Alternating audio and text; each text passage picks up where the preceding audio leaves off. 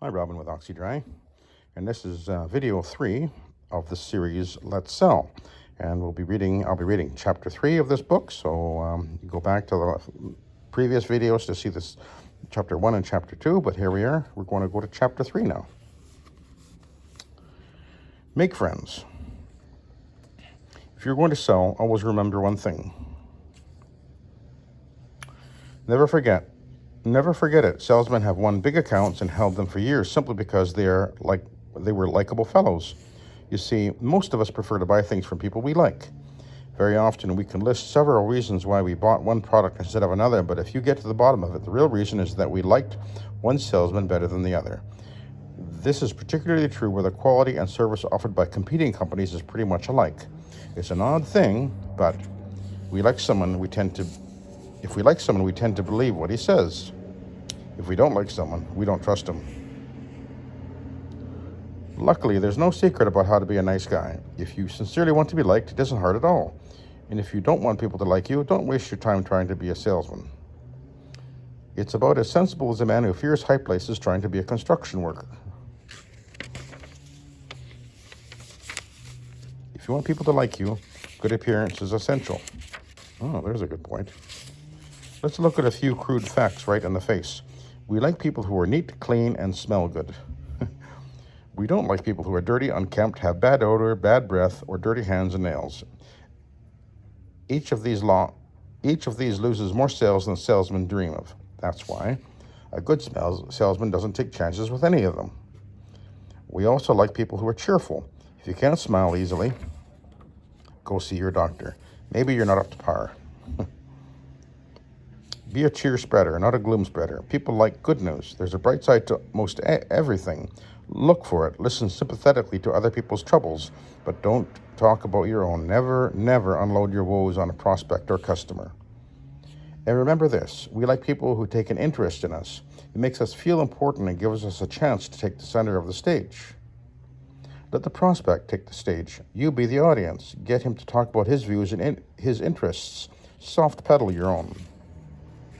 Study your prospect or customer until you become an authority on his likes, dislikes, opinions, and interests. Keep a file on every prospect and customer. Jot down some of his interesting opinions or remarks, then mention them the next time you see him. He'll pop his vest buttons with pride. We are all flattered to death if anyone thinks something we said was worth remembering. If he raves about a book, try to find time to read it.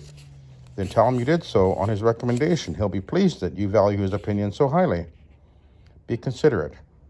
Always think about his problems and his interests. Don't waste his time. Do your business and then give him a fair chance to get rid of you. Don't make the mistake of thinking you owe it to customers to hang around. Never stay unless they obviously want you to. Don't make a nuisance of yourself, but don't hesitate to occasionally ask a small favor or to accept one if it is proffered. We like people we can help. The important thing is to be appreciative. Let him know he has done you a service and you feel indebted to him. Be alert for ways you can help a prospect or customer read the trade publications. Be awake to news and ideas which might interest him. If you run across an article that bears on his business or hobby, clip it out and mail it to him. Drop him a note now and then. Never forget your customers and never let them forget you. You don't have to fawn on prospects or customers. You don't have to bow and scrape.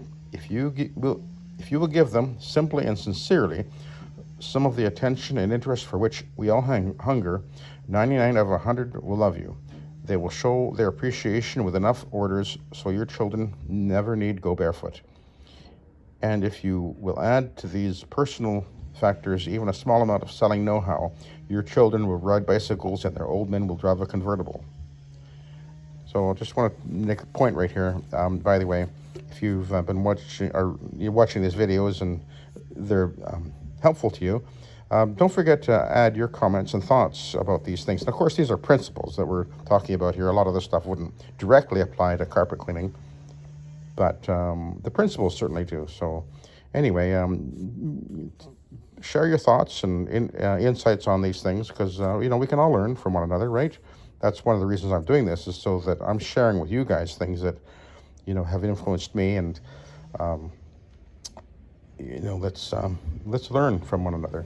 So anyway, that was chapter 3. So if you want to watch the next one, I'll be posting it soon. So, but don't forget to subscribe and to like. So we'll be going on to chapter 4 next. Thank you for watching.